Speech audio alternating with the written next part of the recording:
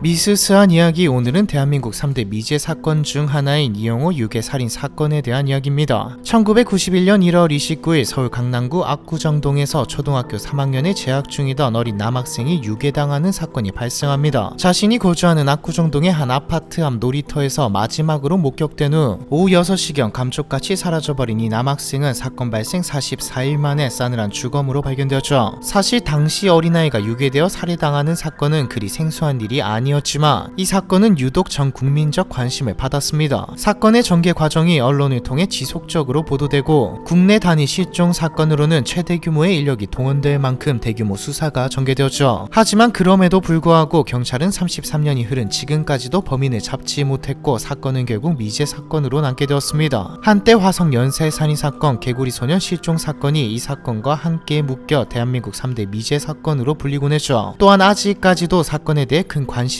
가진 채 진범에 대해 추측해보는 사람들이 많은 상황입니다. 그도 그럴 것이 풀리지 않는 의문점들도 있고 사건의 전개 과정이 여느 유괴 사건과는 매우 다른 독특하고도 참혹한 패턴을 보였기 때문이죠. 사건의 전말에 대해 살펴보기 위해 1991년 1월로 거슬러 올라가 보도록 하죠. 사건 당일인 1991년 1월 29일 낮 초등학교 3학년인 이군은 학교를 마친 후 친구 집에 들러 그곳에서 함께 점심을 먹었습니다. 그리고 이군이 사는 현대아파트의 205동 쪽에 있던 놀이터에서 두 아이는 평소처럼 신나게 놀며 시간을 보냈죠. 그러다 오후 5시 20분쯤 친구가 먼저 집으로 돌아갔고 혼자 남은 이군은 계속해서 그네를 타며 놀이터에 남아 있었습니다. 그런데 그날 저녁 어째서인지 집 앞 놀이터에서 놀던 이군은 집으로 돌아오지 않았고 놀란 부모는 초조한 마음으로 놀이터는 물론 동네를 샅샅이 뒤졌지만 이군은 그 어디에서도 찾을 수 없었습니다. 다시 집으로 돌아온 부부는 무력하게 시계를 보며 늦은 밤까지 아들을 기다리느라 깨어 있었죠. 당시는 지금처럼 핸드폰이 널리 보급되지 않았기 때문에 아들에게 연락을 취할 방법도 없었거든요. 그런데 밤 11시 무렵 느닷없이 집 전화로 전화가 걸려옵니다. 잔뜩 긴장한 상태로 전화를 받은 부모는 큰 충격에 빠지고 말았죠. 늦은 밤 이군의 집으로 전화를 건 사람은 다름 아닌 이군을 유괴한 유괴범이었거든요. 30대 남성으로 추정되는 유괴범은 뻔뻔하게도 아이를 데리고 있다며 7천만 원이라는 거액과 카폰이 달린 자동차를 준비하라고 요구했습니다. 또한 아들을 살리고 싶다면 절대 경찰에 신고하지 말라는 협박을 덧붙였죠. 얼마간 큰 충격에 빠져있던 이군의 부모는 고민 끝에 경찰에 이 사실을 알렸습니다. 이때부터 경찰의 수사가 시작되었지만 범인은 만만치 않은 상대였습니다. 범인으로부터 두 번째 전화가 걸려온 것은 사건 발생 이틀 후인 1월 31일이었죠. 이군의 어머니가 전화를 받자 전화를 건 사람은 서초경찰서 형사입니다. 거기 있는 형사들 좀 바꿔주세요라며 대뜸 이상한 말을 했습니다. 이군의 어머니는 예상 밖의 말에 당황했지만 이때 곁에 있던 형사는 전화를 건 사람이 형사가 아니라는 것을 바로 눈치챘죠. 우선 이군 유괴 사건을 담당한 관할 경찰서는 강남경찰서인데 느닷없이 서초경찰서에서 연락이 온 것도 이상할 뿐더러 실제로 서초경찰서 쪽에서 무슨 할 말이 있다고 하더라도 경찰 내부 통신 시스템을 이용하거나 사건에 배정된 형사들에게 직접 연락하지 않고 피해자의 집으로 연락한 것도 비정상적인 일이었거든요. 즉 전화를 건 사람은 경찰이 아니라 이군의 부모가 경찰에 신고를 했는지 또는 지금 집에 경찰과 함께 있는지 떠보기 위해 경찰이 사칭한 것이었죠. 빠르게 상황 판단을 마친 강남경찰서 형사의 코치에 따라 이군의 어머니는 범인에게 가정집에 무슨 형사가 있나요? 라고 말한 덕에 위기를 넘겼습니다. 범인은 이군의 부모가 경찰에 신고하지 않았다고 판단하여 대화를 이어나갔죠. 이후 범인은 집 전화뿐만이 아니라 이군 아버지의 승용차에 있는 카폰으로도 연락을 취했는데 이 카폰을 통해 범인은 김포공항 국내선 주차장 2구역에 차를 세우고 두 번 전조등을 켠 다음 돈을 놓고 나가라, 시내등을 켜놓고 차에 키는 꽂아두고 바로 600번 공항버스를 타고 집으로 돌아가라고 구체적인 지시를 남겼습니다. 이군의 아버지는 경찰의 지도 아래 범인이 시키는 대로 김포공항으로 향했죠. 그리고 범인의 모든 지시를 이행한 뒤 집으로 돌아갔습니다. 그런데 어째서인지 범인은 3시간이 지나도록 약속 장소에 나타나지 않았죠. 대신 그날 밤 전화가 걸려왔습니다. 범인은 왜 이렇게 약속을 안 지키느냐, 뒷좌석에 누가 타고 있었다며 이군의 부모를 다그쳤죠. 하지만 이는 사실이 아니라 또다시 범인이 이군의 부모를 시험한 것이었습니다. 사실 이군의 아버지가 김포공항에 남겨두고 온 차에는 실제로 경찰이 탑승해 있었긴 했죠. 하지만 뒷좌석이 아니라 트렁크에 숨어 있었기 때문에 트렁크는 열린 적이 없었기 때문에 범인이 알 길은 없었습니다. 만약 진짜 알았다면 뒷좌석이 아니라 트렁크라고 이야기했겠죠. 어쨌거나 범인은 전화를 통해 지시를 변경했습니다. 당시 충무로역에 위치한 공중전화를 통해 이군 아버지의 카폰에 전화를 건 범인은 대한극장 맞은편 택시 정류장 근처에 차를 세우고 시내 등을 켜둔 상태에서 뒷좌석 문을 한번 열어보고 트렁크도 한번 열어봐줘라. 키는 꽂아둬야 한다. 그런 다음 건너편 빵집에 들어가라고 또다시 구체적인 지시를 남겼습니다. 하지만 막상 도착해보니 범인이 말한 빵집은 문을 닫은 상태였죠. 이때 범인으로부터 다시 전화가 옵니다. 범인은 제가 전 문이 닫혔다. 근처에 치킨센터는 열려있으니 그쪽으로 가라며 장소를 변경했죠. 이런 식으로 계속해서 장소를 바꿨지만 끝끝내 모습을 드러내지 않았습니다. 마지막에는 집으로 전화하여 지금 누군가가 주변에 계속 얼쩡거리고 있다. 경찰에 연락하지 말라고 하지 않았느냐에 대한 애착이 없는 것 같다. 내가 분명히 말했다. 연락하지 말라고. 대한극장 앞에 내가 아는 형사만 해도 2명이 와 있었다라며 피해자 부모를 강하게 추궁했습니다. 범인이 하도 확신에 차서 말한 탓에 당황한 이군의 어머니는 얼떨결에 삼촌이 같이 나간 것 같다고 둘러댔으나 범인은 이날 하루 동안 무려 16차례 협박 전화를 걸어 피해자 부모에게 심리적인 압박을 가했죠. 문제는 수많은 전화가 오갔음에도 범인에 대한 구체적인 신상을 밝혀내지 못했다는 점이었습니다. 그가 30대 남성으로 추정되며 수도권 지역의 말씨와 아나운서처럼 정확한 발음을 구사한다는 것 말고는 아무것도 알아내지 못했죠. 그만큼 범인이 매우 치밀하고 지능적인 방식으로 경찰의 수사망을 피했기 때문이기도 하고요. 마치 경찰의 수사 방식이나 방법을 잘 알고 있는 듯이 말이죠. 예를 들어 범인은 위치 추적을 피하기 위해 공중전화를 사용하였고 통화시간은 반드시 4분을 넘기지 않았습니다. 또한 범인은 매 순간 긴장의 끈을 놓지 않고 경찰의 개입 여부를 확인하기 위해 수차례 이군의 부모를 시험했는데 이는 단순히 순발력과 기지가 좋은 것이 아니라 마치 짜여진 각본과 규칙이 있는 것처럼 철저한 모습이었죠. 경찰은 범인이 오래전부터 금품 갈취를 목적으로 이군의 유괴를 계획했다고 판단할 뿐이었습니다. 다음 날인 1991년 2월 1일 새벽 범인은 또다시 이군의 부모에게 전화를 걸어 현금 7천만 원을 갚고 종로구 세종로 교보빌딩 대로변으로 나오라고 요구했습니다. 이군의 부모는 새벽 2시 20분쯤 경찰의 지시대로 가짜 돈 뭉치를 갖고 지정 장소에 도착했죠. 이때 역시 마찬가지로 이군의 부모에게 접근한 사람은 없었는데 대신 지정 장소 주변에서 사복을 입은 채 승용차에 타서 잠복하던 경찰들의 곁으로 20대 남성이 나타났습니다. 정확히는 점퍼를 입은 한 20대 남성이 당시 경찰들이 타고 있던 차를 유심히 살펴보는 등 수상한 행동을 하였죠. 교보 빌딩 앞 신문 가판대에 몸을 숨긴 채 이 광경을 본 이군의 어머니는 경찰에게 저 20대 남성을 수사해보라고 요청했으나 당시 경찰이 신분이 노출될 것을 우려하여 머뭇거리는 사이 수상한 남자는 그대로 달아나 버렸습니다. 즉 경찰의 미숙한 대처로 인해 어쩌면 결정적인 용의자일지도 모를 남자를 눈앞에서 놓쳐버린 것이죠. 이후 무슨 이유 때문인지 범인은 약 4일 동안 연락을 끊었다가 유괴 후 일주일째인 2월 5일 다시 전화를 걸어옵니다. 여전히 전화의 목적은 돈이었으나 지시사항을 전달하는 방법이 확연히 달라졌죠. 범인은 대뜸 장충동 태극당 밑으로 보면 코끼리 분식집이 있다. 그 앞에 조선일보사의 신문 게시판이 있는데 그 게시판을 보라고 지시했습니다. 피해자 부모가 그곳에 가보니 게시판에는 한일은행 명동지점 앞에 쓰레기통에 붙어있는 메모지를 보라고 쓰여 있었죠. 그래서 또 한일은행 명동지점 앞에 쓰레기통을 찾아보니 그곳에는 윤정수 이름으로 개설된 한일은행 계좌번호와 김주선 이름으로 개설된 상업은행 계좌번호가 적혀 있었습니다. 또한 직접 돈을 건네받는 방식 대신 특정 계좌에 돈을 입금하도록 바꾸었고요. 당시 범인은 두 계좌에 각각 2천만 원씩 넣으라고 요구하였으나 이군의 부모는 경찰과 협의한 후 한일은행 계좌에만 입금하였습니다. 한편 경찰은 계좌 조회를 통해 두 통장을 추적했죠. 조사 결과 한일은행 동여의도 지점과 상업은행 물레동 지점에서 통장이 개설된 것으로 드러났습니다. 경찰은 두 지점의 CCTV를 확인해 볼 생각이었으나 범인은 이미 두 은행에 CCTV가 설치되어 있지 않다는 점과 고객이 유독 많은 지점이라 직원들이 모든 고객을 기억하기 쉽지 않다는 점을 사전에 파악한 상태였죠. 게다가 범인이 남긴 메모지에서도 지문은 발견되지 않았고요. 경찰이 별다른 소득을 얻지 못하는 사이 범인은 2월 13일 오후 5시 30분쯤 이군의 집에 다시 전화를 걸었습니다. 아이에 대한 애착이 없으시군요 라며 이군이 죽기를 바라냐고 부모에게 또다시 협박하기 시작한 범인은 현금 5천만 원을 준비해서 저녁 8시까지 서울대교 남단 올림픽대로로 오라고 지시했죠. 차도와 인도 사이 경계선 블록에 돌로 메모를 눌러놨으니 확인하라는 말과 함께 이번이 마지막이니 잘 진행해달라는 말도 남겼고요. 곧장 범인이 알려준 장소에 도착한 이군의 아버지는 메모지를 발견했습니다. 메모지에는 양화대교 남단 올림픽대로 첫 번째 교각 철제 배전반 위에 돈가방을 놓고 가라고 적혀 있었죠. 이군의 아버지는 경찰과 의논한 끝에 진짜 돈 10만원과 신문지를 섞은 돈 뭉치를 가방에 넣어 해당 장소에 갖다 놓았습니다. 그러자 얼마 지나지 않아 범인으로 추정되는 남성이 나타났죠. 이때 경찰은 주변에 매복하고 있었는데 문제는 돈가방을 가져다 놓은 위치를 착각하는 바람에 돈가방이 있는 곳에서 200m나 떨어진 곳에서 매복했다는 점이었습니다. 경찰이 우왕좌왕하며 범인이 나타난 줄도 모르는 사이 범인은 재빨리 돈가방을 들고 달아나 달아나 버렸죠. 이번에도 경찰의 어이없는 실수 때문에 범인을 코앞에서 놓쳐버린 겁니다. 다음날 새벽 범인은 피해자의 집에 전화를 걸었고 가짜 돈이 잔뜩 섞여 있습니다. 아들을 되찾고 싶지 않은 것으로 알겠습니다. 다만 경찰에 신고하지 않으신 점은 감사하게 생각합니다라고 말하며 전화를 끊었습니다. 이게 범인으로부터 받은 마지막 전화였죠. 비록 경찰이 어이없는 실수를 여러 차례 저질렀지만 이때까지만 해도 범인은 이군의 부모가 처음부터 경찰에 신고한 것을 눈치채지 못한 듯 보였습니다. 그로부터 닷새 뒤인 2월 19일 범인이 피해자 부모와 완전히 연락을 끊어버린 사이 상업은행 상계동 지점에는 한 남성이 나타납니다. 남자는 계좌 있는 돈을 인출해달라고 했는데 당시 은행 직원이 단말기를 통해 계좌를 조회하다가 사고신고 계좌라는 문구를 보고 당황하게 되죠. 이때 남성은 직원의 반응을 보고 무언가 잘못됐음을 눈치챘고 그대로 은행 직원에게 건넸던 통장을 낚아채서 황급히 은행을 빠져나갔습니다. 이 남성이 이군의 부모와 통화한 남자인지는 알 수 없으나 적어도 범인 중 한 명임은 분명해 보였죠. 안타까운 것은 이 순간이 범인을 잡을 수 있는 마지막 기회였다는 겁니다. 이날 이후로 범인은 두 번 다시 전화를 걸어오지도 모습을 드러내지도 않았거든요. 시민들은 경찰의 미숙한 대응에 다시 한번 공분하며 경찰의 수사 역량에 의문을 품었습니다. 만약 경찰이 이러한 상황에 대비하여 은행 직원들에게 적절한 지침을 제공했다면 또 미리 은행 주변에 충분한 인력을 배치하며 잠복했다면 충분히 범인을 잡을 수 있는 상황이었기 때문이죠. 범인이 사라진 후 유괴된 이군은 어떻게 되었을까요? 많은 분들이 이 사건의 결말을 아시겠지만 유괴된 이군은 사건 발생 후 44일 만인 3월 13일 유괴된 장소에서 차로 불과 10여 분 거리인 서울 잠실대교 근처의 배수로에서 발견되었습니다. 발견 당시 이군은 사망한 상태였죠. 그런데 충격적인 점은 이뿐만이 아니었습니다. 이군의 위에서는 음식물이 발견되었는데 이 음식물은 실종 당일 친구네 집에서 점심때 먹은 음식과 동일한 것으로 확인되었죠. 즉 이군은 유괴 직후 살해당했다는 겁니다. 경찰은 시신이 발견된 다음날 바로 사건을 공개 수사로 전환하였고 범인에게 통장을 개설해 주었던 은행원의 기억에 따라 범인의 몽타주도 만들었죠. 뉴스를 타고 보도되며 전 국민적인 관심 속에서 많은 지지와 응원을 받았으나 사건 해결에는 아무런 진전이 없었습니다. 그나마 한 가지 분명하게 드러난 것은 범인이 한 명이 아니라는 점뿐이었죠. 사건의 진행 과정을 살펴보면 범인은 이군을 유괴하는 일부터 부모에게 협박 전화를 하는 일, 돈을 수령하는 일 등 다양한 일을 해야 했는데 이렇게 다양한 역할을 혼자서 수행한다는 건 물리적으로 불가능했습니다. 또한 범인이 여러 장소에서 협박 전화를 걸고 지속적으로 피해자 부모를 다른 장소로 유도하는 등 복잡한 행동을 보인 점, 범인을 목격한 몇몇 목격자들이 서로 다른 사람을 본 것처럼 묘사했다는 점이 이 주장을 뒷받침해주죠. 또한 이군의 부모와 통화했던 남성은 내가 라는 말이 아니라 저희라는 표현을 자주 사용했고 실제로 자신이 애를 데리고 있지 않다, 괜히 이 일로 끼어서 아주 곤란해 죽겠다는 말을 하기도 했고요. 또 음성 분석 전문가가 이 남성의 음성을 분석한 결과 남성의 음성에는 유독 이성 수치가 낮게 나타났는데 이는 남성이 무언가를 깊이 생각하고 신경 쓰고 이를 빨리 해결하기 위해 노력하는 것이 아니라 누군가로부터 사주를 받아 움직이고 있음을 시사했습니다. 따라서 전문가들은 이군의 부모와 통화한 범인은 사실 이군의 유기를 계획한